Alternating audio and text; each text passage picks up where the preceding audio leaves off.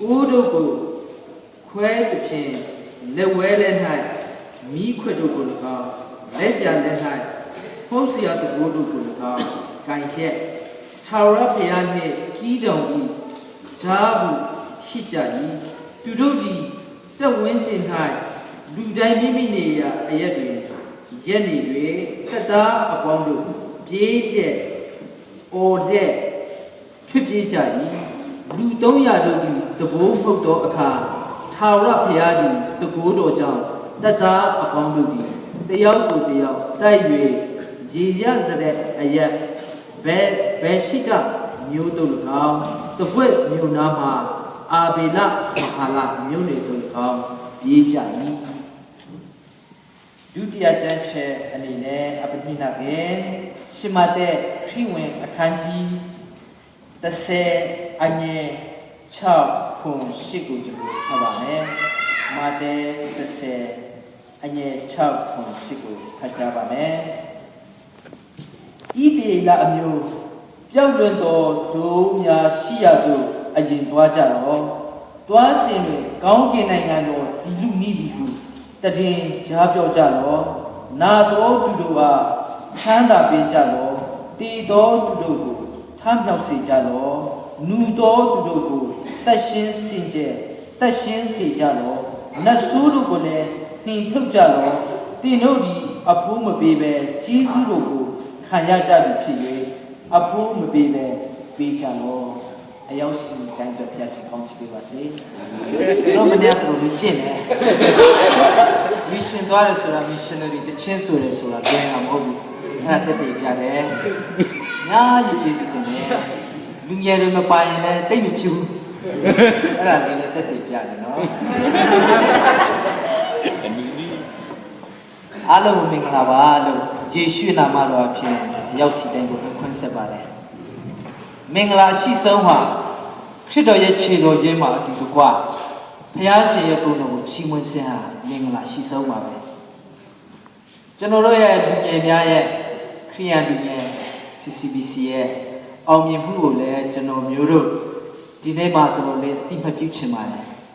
မနေ့က recording နဲ့တို့ဘာလို့ဖြစ်တယ်ဆိုတဲ့အရာလဲဘုရားကျေးဇူးတော်ကြောင့်ပေါ့နော်ဘုရားရဲ့ဂုဏ်တော်ကျေးဇူးတော်ကိုချီးမွမ်းတဲ့အခါမှာဘုရားသခင်မှုတော်ကိုဆောင်တဲ့အခါမှာချီးမွမ်းခြင်းဝတ်လည်းပြုရပါတယ်လှုပ်ဆောင်ခြင်းလည်းပါပါတယ်ဟောကြားခြင်းလည်းပါပါတယ်ရွတ်ဆိုခြင်းလည်းပါဝင်ပါတယ်ဘုရားသခင်ကိုချီးမွမ်းတဲ့နေရာမှာကဏ္ဍများစွာရှိတဲ့နေရာမှာကျွန်တော်တို့အတီးတီးဟာလည်းကဏ္ဍတစ်ခုတစ်ခုစီပါဝင်တဲ့အတွက်ကြောင့်အရောက်စီတိုင်းဟာဘုရားရဲ့ကျေးဇူးတော်တွေကျွန်တော်တို့ဘုရားကောင်းမြတ်မှုကိုကျွန်တော်တို့ချီးမွမ်းတဲ့အခါမှာအားလုံးဟာ member တယောက်မှကျပါဝင်နေကြတယ်ဆိုတော့ကျွန်တော်တို့သိရတဲ့အတွက်ကြောင့်ဘုရားရှင်ကျေးဇူးတော်ကိုချီးမွမ်းတယ်ဒီလိုဖြစ်နိုင်အောင်လဲကျွန်တော်တို့ရဲ့လမ်းမြပို့ကျွန်တော်တို့လမ်းမြပို့ဆောင်တဲ့ဘုရားသခင်ကျွန်တော်တို့ကိုဦးစီးဦးဆောင်တဲ့ဒီကြီးများကိုဒီအားလုံးကိုလည်းကျေးဇူးတင်ကြောင်းကျွန်တော်ပြောလို့တယ်။ဘာကြောင့်ဒီကျေးဇူးတင်စကားပြောရတယ်လဲဆိုရင်ကျွန်တော်ဟာပါစတာတစ်ဆက်နဲ့ပထမချိန်ပြုပြီးမှရပ်ပါတယ်။တခါတော့ကတော့ဒီပါစတာအနေနဲ့တော့မဟုတ်သေးဘူးပေါ့နော်ပါစတာတော့ပါစတာပဲဆိုတော့ဒီနေ့တရားဟောရမှာလည်းနည်းနည်းစိတ်လှုပ်ရှားတယ်။ကျွန်တော် evaluation လုပ်လို့ကကျွန်တော် credit မကောင်းဘူးဆိုလို့ရှိရင်လည်းအဲ့ဒါလည်းနည်းနည်းစိုးရိမ်။ဒါကျွန်တော်ဟာတာပြောတာပါ။ဘုရားသခင်ကပဲကျွန်တော်တို့ကအားလုံးအမှတ်ပြုပြီးတဲ့အတွက်ကြောင့်ကျွန်တော်တို့ဝန်းမြောက်ပါတယ်လို့ပြောလို့ရတယ်။ကျွန်တော်ဒီနေရာမှာတရားဟောတဲ့နေရာမှာကျွန်တော်ပထမဆုံးအနေနဲ့တရားဒေသနာကျွန်တော်ဟောတာအာဗြဟံအကြောင်းဖြစ်ပါတယ်။အာဗြဟံဟာမမြင်တဲ့အရာကိုဘုရားသခင်ခေါ်ထားတော့ယုံကြည်ခြင်းနဲ့ခရီးဆက်ပြီးတော့အာဗြဟံဟာတကယ်ပဲဘုရားကောင်းချီးခံစားသွားတယ်ဆိုတော့ကျွန်တော်ပထမဆုံးအနေနဲ့ဒီမှာတရားဟောတယ်အဲ့ဒါကိုကျွန်တော်တို့ရဲ့မြန်မာနိုင်ငံဒီမြန်မာနိုင်ငံသားများလဲဘုရားသခင်ကနေပြီးတော့လမ်းပြပို့ဆောင်ပြီးတော့ဣတိယေလအမျိုးကိုကန္နာရခီးမှာလမ်းပြပို့ဆောင်တယ်လို့အခက်ခဲရနဲ့ပို့ဆောင်ပြီးတော့ဒီနိုင်ငံကိုရောက်ခြင်းဟာဘုရားကျေးဇူးလို့ဆိုတဲ့ဥစ္စာကျွန်တော်ပထမဆုံးဒီနေရာမှာတရားဟောပါတယ်ဒုတိယအနေနဲ့ကျွန်တော်ဒီနေရာမှာတရားဟောတဲ့အချက်ကလေးက မောရှေအကြောင်းကိုကျွန်တော်ဟောပါတယ်မောရှေဟာအားဖြင့်ပင်လယ်ပင်ကြီးကိုဣသရေလလူမျိုးတွေဖြတ်တော့မယ်ဆိုတဲ့အချိန်မှာရှေ့တိုးလို့လည်းမရတော့နောက်ဆုတ်လို့လည်းမရတော့တဲ့အချိန်မှာမောရှေဟာဣသရေလလူမျိုးကိုမညူညင်ကြနဲ့မဆူပူကြနဲ့တယောက်နဲ့တယောက်ကိုအပြစ်မတင်ကြနဲ့ဖယားသခင်အံ့ဖွယ်သောတကူလက္ခဏာကိုကျွန်တော်စောင့်ရအောင်ဆိုပြီးတော့ယုံကြည်ခြင်းအဖြစ်သူတို့စောင့်ရင်းနဲ့ပင်လယ်ပင်ကြီးမှာသူတို့လမ်းလျှောက်သွားနိုင်တယ်ဆိုတာကိုကျွန်တော်ဒုတိယအချက်အနေနဲ့ဒုတိယအချက်အနေနဲ့ဒီမှာတရားဟောပါတယ်တတိယအနေနဲ့ကျတော့ကျွန်တော်မှတ်မိတယ်လားနောရဲ့အကြောင်းကိုဟောပါတယ်နောရဲ့အကြောင်းကိုဟောတဲ့အခါမှာကျွန်တော်တို့ family တစ်ခုပါဖယားသခင်အတွက်အမှုတော်မှာပါဝင်မဲ့ family မိသားစုဖြစ်တယ်အဲ့ဒီနေရာမှာနောရဲ့ယုံကြည်ခြင်းကိုကျွန်တော်တို့ပြောပါတယ်နောရဲ့ယုံကြည်ခြင်းကိုပြောတော့နောရဲ့ကတင်းမိုးကြီးကြီးကိုသူကတီဆောက်တဲ့အခါမှာတရိစ္ဆာန်အမျိုးစုံကိုအဲ့ဒီတင်းမိုးကြီးထဲမှာသူကတွင်းရမှာဘူးနောရဲ့ဟာအရာအလုံးရှုပ်တယ်နောရဲ့မိသားစုယုံကြည်ခြင်းအရာအလုံးရှုပ်တယ် busy ဖြစ်တာပေါ့နော်ဒါပေမဲ့နောရဲ့မိသားစုဟာဘုရားသခင်ကိုဘယ်တော့မှကြောမခိုင်းမဲနဲ့ဘုရားရဲ့အမှုတော်ကိုသူတို့ဆောင်ရွက်နိုင်ခဲ့တယ်ဆိုတာကိုကျွန်တော်သတိရတယ်ဟောကြားပါတယ်ဒီမိသားစုတွေလည်း every family is very busy in United States အရာ busy ဖြစ်ပေမဲ့လည်းလို့ကျွန်တော်တို့အခုလိုဘုရားသခင်မှုတော်အတွက်ဆက်လက်ပါဝင်နေကြတယ်ပါဝင်ကြဦးမယ်ပါဝင်ဖို့လည်းစိတ်ဆုံးဖြတ်ထားတဲ့အတွက်ကြောင့် no ရဲ့ယုံကြည်ခြင်းကိုအတူယူတော်မိသားစုဆက်လက်ဖြစ်ကြရအောင်ဆိုတာလေးကိုကျွန်တော်ဟောကြားပါတယ်ဒီနေ့ဒီချိန်ခါမှာကြာရင်ကီးတွင်ရဲ့ယုံကြည်ခြင်းနဲ့ပတ်သက်လို့ကျွန်တော်ဟောပြောချင်ပါတယ်ဒီကီးတွင်ရဲ့ယုံကြည်ခြင်းဟာမိသားစုယုံကြည်ခြင်းမဟုတ်ဘူးတူဦးတယောက်ရဲ့ယုံကြည်ခြင်းမဟုတ်တော့ဘူး collective faith အဖွဲ့အစည်းအားလုံးတင်ညီတွင်ရွယ်တဲ့နဲ့ယုံကြည်တဲ့ယုံကြည်ခြင်းမျိုးကိုကျွန်တော်ဒီနေ့ဒီချိန်ခါမှာတရားအားဖြင့်အယောက်စီတန်ကိုအားပေးလိုပါတယ်အာဗြဟံကျတော့တူဦးတဲ့နဲ့ယုံကြည်တယ် faith မှာ hero ဖြစ်တယ်နောရဲ့လည်း faith မှာယုံကြည်ခြင်းမှာ hero ဖြစ်တယ်ဒါက one family အခုကျတော့ collective အားလုံးအတူတကွ CCBC အတင်းတော်တစ်ခုလုံးတက္ကဘာလုံးဆိုတဲ့ယုံကြည်ခြင်းကိုကျွန်တော်တို့ဒီအားဖြင့်ကြားမှာကြရအောင်ကီးတွေရဲ့လမ်းကြီးကိုကျွန်တော်တို့ပြန်လည်ပြီးတော့ဆန်းစစ်တဲ့အခါမှာတရားသူကြီးဖတ်စာထဲမှာပြည့်စိတ်ကျူထဲမှာပေါ့နော်ဘယ်လိုတွေ့ရတယ်လဲဆိုကီးတွေကိုဘုရားသခင်ကမိသားလူမျိုးတွေကိုတိုက်ဖို့အတွက်အောင်ရမယ်လို့ယူပါလို့ပေးထားတယ်အဲ့ဒီမှာကီးတွေရဲ့စစ်တပ်တွေကဘယ်လောက်ရှိတယ်လဲဆိုလို့ရှိရင်ကီးတွေရဲ့စစ်သားတွေကအယောက်ပေါင်း2000ကျော်ရှိတယ်ဘုရားသခင်ကကီးတွေမဟုတ်ဘူး2000ကများလို့လေ2000နဲ့စစ်သွားတိုက်လို့နေတော့နိုင်တယ်ဆိုလို့ရှိရင်ငါတို့အားဖြင့်ငါတို့ခွန်အားဖြင့်ငါတို့ရဲ့စစ်ရေးကျွမ်းကျင်မှုအားဖြင့်အောင်နိုင်တယ်အနိုင်ရတယ်ဆိုပြီးတော့နေတော့ကငါဘုံတူဘူးမတိမဲ့ပြသွားလိမ့်မယ်ကီးတွေတော့ကြောင့်သူတို့ကနောက်ဆုတ်စေကီးတွေကိုရွေးဖို့စစ်တပ်တွေကိုရွေးဖို့ခိုင်းထားတယ်ဘုရားသခင်ခိုင်းတဲ့ပုံကိုကျမ်းစာထဲမှာဖော်ပြတဲ့အတိုင်းကျွန်တော်တို့ပုံကျင်ဆိုကျမ်းစာပုံဆိုတော့ရှည်တဲ့အတွက်ကြောင့်ကျွန်တော်မပြောတော့ဘူးကီးတွေကဘယ်လိုရွေးထားတယ်ဆို2000ကျော်မှာ300ရွေး2000ကျော်တိုက်ရမယ်စစ်ကို300နဲ့တိုက်ဖို့ဖြစ်တဲ့အချိန်မှာဘုရားသခင်ကကီးတို့မှာပြောထားတယ်ကီးတို့မစိုးရိမ်နေ့လက်ထက်မှာပေးထားပြီဒီ300နဲ့နေလို့စစ်တိုက်လို့အောင်မြင်ခဲ့မယ်ဆိုလို့ရှိရင်အောင်မြင်ပြီဆိုလို့ရှိရင်ငါရဲ့ဘုံတူနေတော့ချီးမွမ်းကြမှာဖြစ်တယ်ဘုရားသခင်ရဲ့နှုတ်ကပတ်တော်အတိုင်းဒီတော့ဘုရားသခင်ကိုဘာမှအာမခံဘူးမခံမဲ့နဲ့ကောင်းပြီကိုတော့ပြောတဲ့တိုင်းပဲကျွန်တော်တိုက်မယ်ဆိုပြီးတော့ကဲ1000များလို့ဆိုစုတောင်းရင်တောင်းကြမှာပေါ့နော်ဟုတ်ပါ့300ဟာစစ်ကြောင်းကြီး3ကြောင်းခွဲပြီး3ခွဲပေါ့100စစ်ကြောင်းပေါ့နော်ခွဲပြီးစစ်တိုက်သွားကြပါ စစ်တိုက်တဲ့အခါမှာသူတို့ပါသွားတဲ့အရာတွေကလေစစ်တိုက်တဲ့ကိရိယာတွေကလက်နဲ့တွေနျူကလ িয়ার လက်နဲ့တွေမဟုတ်ဘူးဖုံးရမယ်ခရာကောက်ဘူးနော်ဗမာလားအဲ့ဒါလေသူတို့မှပါလေအိုးလို့ပြောတယ်ဗမာကျမ်းစာအဲ့ဒါလည်းပါသွားပြီးတော့ခေတ်စကားနဲ့ပြောရမယ်ကဲကောင်းပြီ1 2 3ဆိုပြီးတော့အဲ့လိုအိုးကိုသူတို့ခွဲကြတယ်အတန်ကြီးမှာပေါ့နော်အတန်ကြီးပြီးတော့သူတို့ကခရာကိုပုတ်ပါတယ်ခရာကိုပုတ်တော့ဒီအတန်ကိုကြားတဲ့အခါမှာမိရစစ်သားတွေအားလုံးထွက်ပြေးကြတယ်ထွက်ပြေးပြီးတော့အကုန်လုံးနောက်ဆုတ်ပြီးတော့သူတို့စစ်တပ်အချင်းချင်းမိရစစ်တပ်အချင်းချင်းနဲ့သူတို့ကိုတိုက်ပြီးတော့နောက်ဆုတ်သွားပြီးတော့ဣတိယေနာလူမျိုးကီးကြဦးဆောင်တော့စစ်ဟာအောင်မြင်ခြင်းကိုရတော့တယ်ဆိုတာလေးကိုကျွန်တော်တို့ကျမ်းစာထဲမှာဖော်ပြထားပါတယ်အဲ့ဒါကိုကျွန်တော်တို့ကြည့်ချင်းအားဖြင့်ပထမအချက်အနေနဲ့ခွန်အားယူစေချင်တာယုံကြည်သူဆိုတာဟာဖယားပါပြောနေတယ်ဆိုတာကိုနားထောင်မှပဲကျွန်တော်တို့ကအောင်မြင်ဖို့ကိုရနိုင်တယ်ဆိုတာတက်တည်ပြပါတယ်ယုံကြည်သူများဟာဖယားသခင်ရဲ့စကားကိုနားထောင်ရတယ်နှုတ်ကပတ်တော်ကိုနားထောင်ရတယ်ဇုံတူတီမီဟီပချင်ပြအငိုင်ဒီပေါ်ကစီဇုံတူနေပချင်ပြဟိအငိုင်ဒီပေါ်ကဇုတေတူစီခေါ်တယ်လို့တီအဖျက်တဲ့ချေတေတူကစီခေါ်ပါတင်အာပချင်ပြဟိငိုင်ဒီအစီရှင်းရှင်း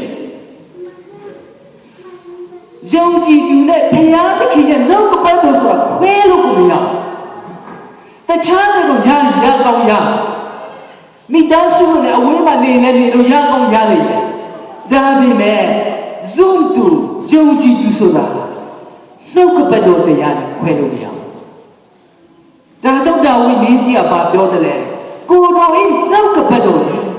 ကျွန်တော်ဤလမ်းအတွက်အလင်းဖြစ်၏နဗျာဟေကလပိဇာအာကန်ကန်နက်အကျုံဒီမောလမ်းအကဆွေတူအကျုံစီအတေတေပြီကီဒွန်ဟေပချင်ပြဟဲ့နိုင်ကိုရာကတ်သူဘူချုပ်ကီးတဲ့သူရာကတ်သူခံကူလက်ငယ်အစီသောဝါရာကတ်ပြနိုင်ပေါ်လာတာပချင်ပြငါအငါအိစထုံဟဲရာတူအတေချုံထုံကိုဇာကပြတ်ပချင်ချီတီခေါ်လာဘရောအတေမီစီကီးရဖယားကိုယုံကြည်ခြင်းအပြင်ဖယားစကားကိုနားထောင်ခြင်းအပြင်ဖယားကိုကိုးစားခြင်းအပြင်ယန္တုကိုဒေါ်ထားနိုင်ခြင်းအဲ့လိုမှဒုတိယအချက်အနေနဲ့နှလုံးသွင်းစေချင်တာကတခါတလေကျွန်တော်တို့ရဲ့ယုံကြည်ခြင်းဟာအရန် private ဖြစ် very individual ကျွန်တော်တို့ယုံကြည်တော်ပြီကျွန်တော်သိပြီကျွန်တော်တယောက်ဆုတောင်းနေတယ်ကျွန်တော်နဲ့ဘုရားအစဉ်တည်းတော်ပြီဒီယုံကြည်သူတို့အတွက်အောင်ဖို့အတွက်အောင်ပွဲခံဖို့အတွက်ဘုရားသခင်နိုင်ငံတော်တည်ထောင်ဖို့အတွက်အစားလို့မလုံလောက်ဘူးဒါကြောင့်ကျမ်းစာထဲမှာကြည်တွင်ယုံကြည်ခြင်းဆိုတာဟာဆိုလို့ရှိရင်လက်တွဲပြီးတော့တလုံးတဝါဒီဖြစ်ပြီးတော့လက်တွဲပြီးတော့ယုံကြည်ပြီးတော့အမှုတော်ဆောင်ရတဲ့အရာဖြစ်တယ်ဆိုတော့ဖခင်တခင်ကကြည်လို့ရှိမှာတက်တယ်ပြတယ်လို့ကျွန်တော်တို့ CCBC အတင်းတော်မှာအင်မတန်မှရေးကြည့်ပါလေကျွန်တော်တို့မိသားစုယုံကြည်နေပြီကျွန်တော်တယောက်တည်းဒီလောက်ယုံကြည်နေပြီအစာရှောင်လဲကျွန်တော်ဒီလောက်ဆုတောင်းနိုင်ပြီအတင်းတော်နဲ့ကျွန်တော်ဟာမပတ်သက်ဘူးမလိုအပ်ဘူးဆိုပြီးတော့အတင်းတော်အပြင်ဖက်မှာမထွက်ဖို့ဟာအရန်အရေးကြီးတယ်ဆိုတာလေးကိုဒုတိယအချက်အနေနဲ့ကျွန်တော်တို့ခေါ်အားယူစေချင်ပါတယ်။ယုံကြည်သူမိသားစုဆိုတာတူကဲ့သို့တူပန်တူရဲ့ခတဲ့အကလီခရစ်ဖာဘူးစီခရစ်ဖာဘူးတို့ဘွန်ခတဲ့အကလ်ကွာဆိုကီဒနီရအတေဘတ်တုခါခရစ်ဖာရဲ့အတေတူအစီပန်ကျွန်တော်တို့တခါတလေမှာမတူညီတာလေးတွေရှိမှတင်းတော်တယ်ယုံကြည်တာလေးတွေနည်းနည်းနဲ့မတူတာလေးတွေရှိတယ်အဲ့ဒါဟာဘုရားရဲ့ဆုကျေးဇူးအားလုံးတူညီနေရင်မလှ မတူညီတဲ့အရာတော့ပေါင်းစည်းရတဲ့အခါမှာအရန်လှတယ်အာလုံးဒီလုံးတဲ့ဟိဘလေကျမရဲ့အစီကောကြတော့လို့အာလုံးလိုမီတဲ့ဆုံးဥပတော့ခဘဲတဲ့ခါပချင်းစုံပါနာကြဖန်ဒီစီမိချုခတ်ဟာအစားချင်းမလို့လားမိချုခတ်ထားကြခေါ်မြင်လို့လားမိချုခတ်ပဲနကလေးအထုံမိကနုံလားမိချုခတ်ဖိနကလေးကျုံပြန်တယ်ချင်းမိကနုံလားခဘဲတဲ့ခါမွန်ခတဲ့ဖန်ဒီစီจะติดกระลองให้คริฟาบุอาดอกสิ private ให้อุมิคริฟาบุสินะที่เตะอัปนีนักเตะชิมกันดูมาสิตอนที่อาเช่นเนี่ยจะนอนรู้คงอาอยู่พอด้วย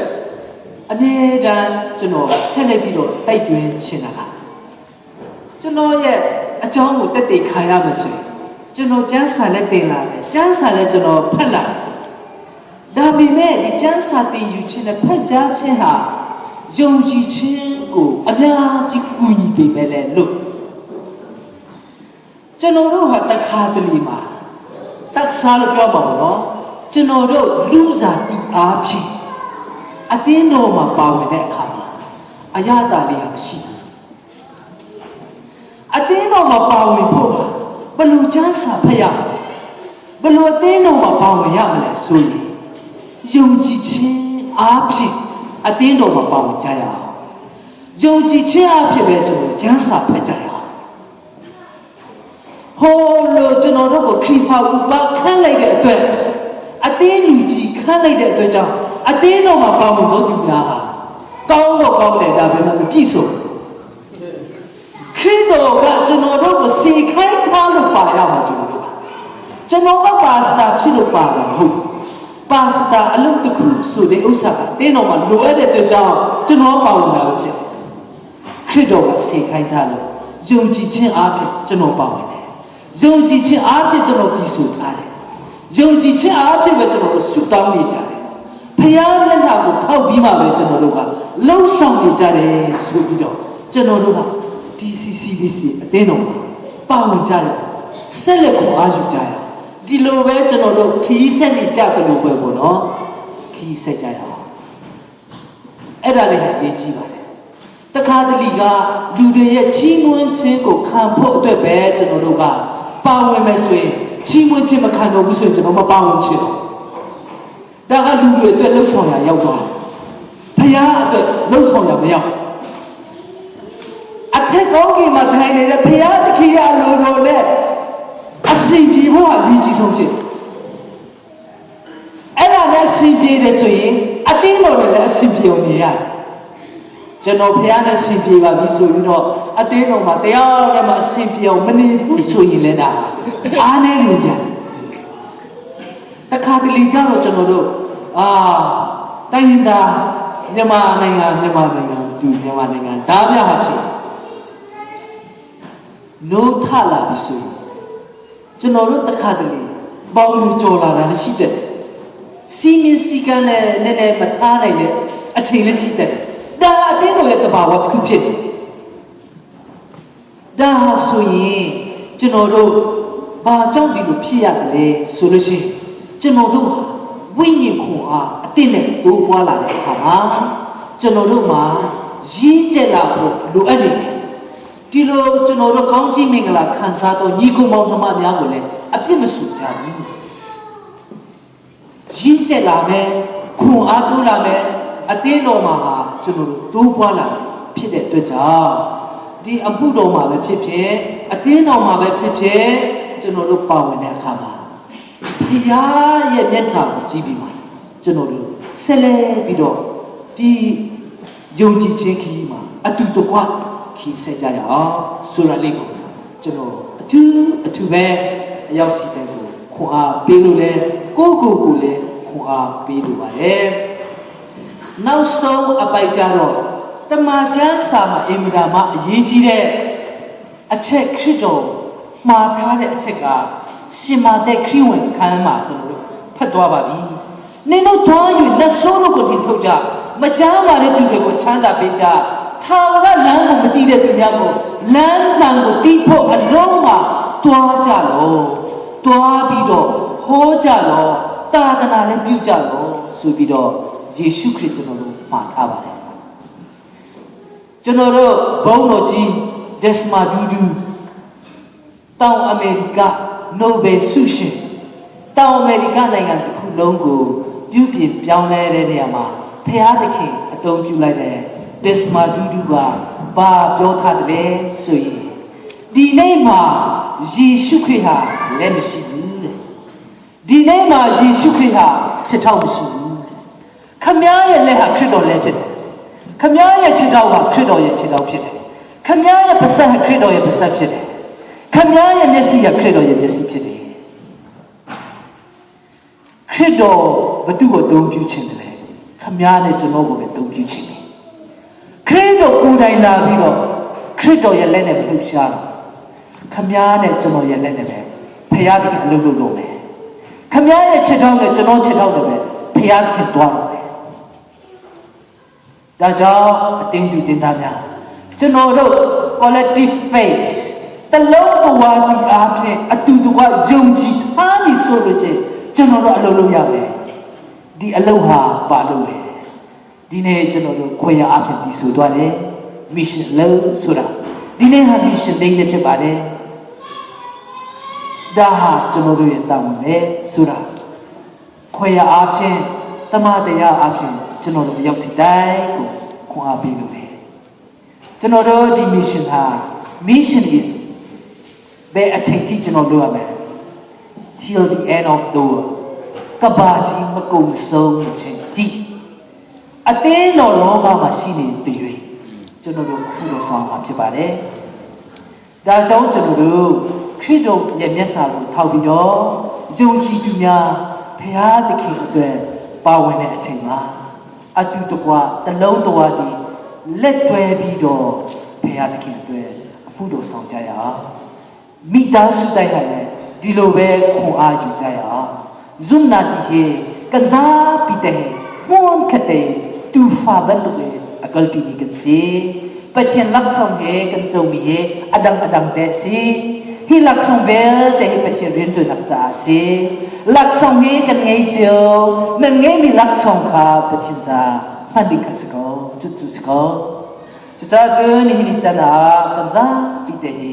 ပချင်မွန်ခတဲ့အရင်ကန်တူတီလာတီတဲ့ရှင်ကလူပဲစေအဲ့ဒါကိုကျွန်တော်တို့ဒေသနာအပြင်အရောက်စီတဲ့အတွက်တိုက်ကြွေးချင်ပါတယ်ဘုရားရှင်ကိုတောင်းပန်ပါစေအာမင်ခုချိန်မှာ